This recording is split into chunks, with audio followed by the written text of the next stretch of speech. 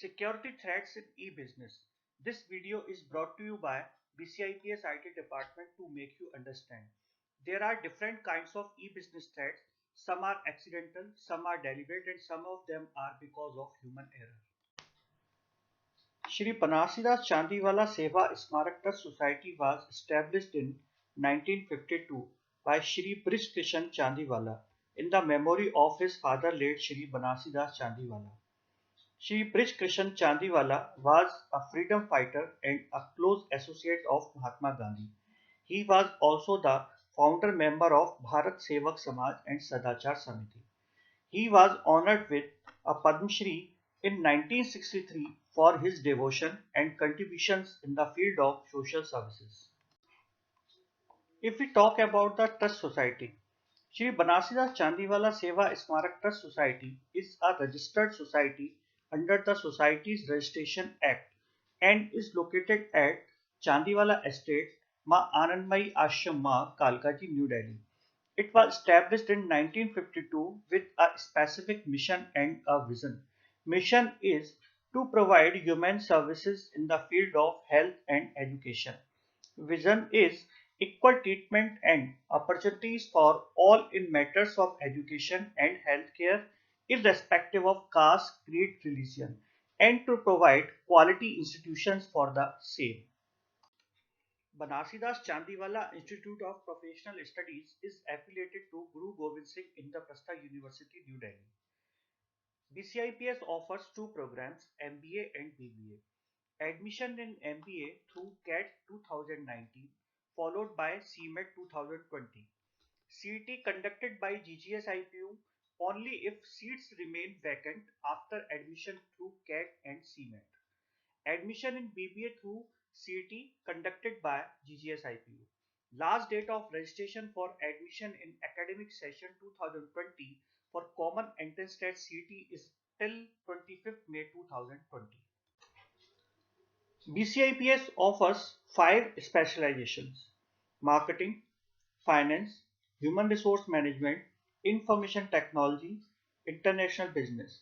So, dear friends, looking into the present scenario, if your specialization is equipped to take on the challenges of the industry, you will stand out in the eyes of recruiter. So, utilize this period to enhance your qualification and skill set. We know all of you are worried about your study abroad plans, especially during these uncertain times. If you are preparing to enter the competitive business world of today, we believe it is. Now let's come to the topic. There are some security issues in e-business like privacy, integrity, authentication, and non-repudiation. Actually, before computerization, individuals and even organizations used to maintain and secure their data as paper records, which were kept in separate business or organizational units. However, with the development of information systems, organizations started storing data in such a way that it becomes available to a large number of people outside the organization. To make the data available outside the organization, several information systems at different locations are interlinked through the computer networks. This has increased the potential of unauthorized access and theft or change of data. Why systems are vulnerable? Today, most of the organizations are using web-based information systems, which typically include a client, a server, and a database linked together through communication channel. Each of these components is vulnerable to different types of threats. The client systems, for example, are vulnerable to computer viruses, user errors, and unauthorized access.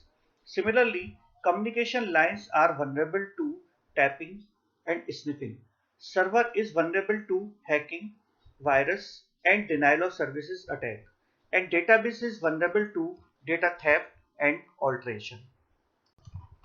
Note that any natural calamity, power failure, and other electrical problems can cause disruptions at any point in the network. These threats can be the result of technical, organizational, or environmental factors. These factors can increase the potential of threats if management decisions are poor. Systems are also vulnerable to attack by an employee of the organization who has bitterness with the management or the organization. This employee can tap the important information of the organization with much more ease than an outsider and can sell it to some rival companies. Client server network security. Client server security ensures that only authorized users can access the information. Such mechanisms include password protection, encrypted smart cards, biometrics, and firewalls. Following are the security problems in client server environment. There are three: physical security, software security, inconsistent uses, and we will discuss one by one. If we talk about the physical security, which is a common problem caused by an unauthorized user, say hacker, who gains physical access to computers by guessing the passwords of the various users. Second one, software security. A software security breach occurs when programs or software are compromised and made to execute operations which they should not legally be doing. And third one, inconsistent uses. This is caused by assembling of a combination of hardware and software by a system administrator. Due to the increasing complexity of software, such type of assembling is growing problem and compromises the security of any system. Client server security threats. Client server security threats are largely divided into two categories. One is threats to client, other is threats to server. Threats to client. Client threats mostly arise from malicious data or code, malicious code being viruses, worms, and Trojan horses. Threats to servers. Threats to servers include unauthorized eavesdropping, denial of services, modification of incoming data packets. Now discuss one by one. Unauthorized eavesdropping. Hackers can use electronic eavesdropping to trap usernames and unencrypted passwords sent over a network. Encryption can prevent eavesdropping on data traveling over unsecured networks. Denial of services. A denial of service attack is a type of security threat wherein legitimate users are prevented from using a particular service to the deliberate actions of attackers. Examples of such threats are preventing legitimate traffic on a network by flooding it, preventing access to a service by disrupting a server by sending more requests than the server can handle, preventing a particular individual from accessing a service, disrupting service to a specific system or person. Note that DOS attack does not damage information or access the restricted areas, but can shut down a website, thereby making the site inaccessible for genuine users. Such kinds of attacks result in a huge loss of business if used on busy e-commerce sites such as Amazon, eBay, and important e-commerce sites, because the customers cannot make purchases while the site is shut down. Packet modification. This is an integrity threat that involves modifying or destroying a message packet. Protection method. In order to reduce the security threats, various protection methods are used. It includes trust-based security, security through obscurity, password schemes, biometric system. Now let's discuss about one by one. Trust-based security. Trust-based security trusts everyone and therefore does nothing extra to protect the network or restrict access to any data on that network. All the users working in the network can share information. This approach assumes that no users will break into the system illegally or delete any files or indulge in unauthorized access of data. In the past, this approach worked but not anymore. Second one, security through obscurity. Any network can be secure as long as nobody outside its management group is allowed to find out anything about its operational details.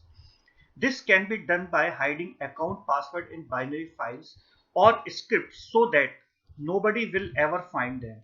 But its usefulness is minimal in the Unix world, where users are free to move around the file system and have a good understanding of programming techniques. They can easily guess the bits of knowledge considered confidential. These bypass the whole basis of STO and make this method of security quite ineffective. Next, third one, password scheme. Yet another form of security is password schemes. However, it can also break down when someone common words or names are used as a passwords. This simplest method used by most hackers is dictionary comparison. This is done by comparing a list of encryption user password against a dictionary or common encryption words. This scheme often works because users tend to choose relatively simple or familiar words as passwords. As a solution, you can use mixed case passwords containing at least one non-alphanumeric character and changing passwords every 60 to 90 days. You can also include one-time passwords or smart card randomized tokens. This scheme provides a high level of security. Next one, biometric system. The biometric system involves some identification aspects which are related to the human body, such as comparing fingerprints, palm prints, and voice recognition. The biometric systems use one-to-one and one-to-many relationships. However, these systems are expensive to implement. Now let's discuss two important points: data security and message security. First of all, we will discuss about data security. Data security generally suffers from packet sniffing. A sniffing attack begins when a computer is compromised to share some data or program. A cracker starts by installing a packet sniffer into the network. The sniffer program attacks the network traffic, telnet or FTP session that a legitimate user initiate to gain access to another system. The session contains the login ID, password and user number of the person logging into the other machines. This is the information a sniffer needs to log into a machine. Next is message or transaction security. Threats to message security falls into three categories. Number one, confidentiality. Second, integrity. Third is authentication. Now let's discuss one by one. Number one is confidentiality. Message confidentiality means when a message passes between the client and the server on a public network. Third parties cannot view and intercept this data. Confidentiality is important for user sensitive data such as credit card number. This requirement will be amplified when other kinds of data such as employee records, government files and social security number begin traversing the net. Now second is message integrity. The contents of transaction must be unmodified during transit. It must be clear that no one has added, deleted or modified any part of the message. Error detection codes or checksum, sequence numbers and encryption techniques are methods to enhance information integrity. Sequence numbers prevent recording, losing or replying of messages by any attacker.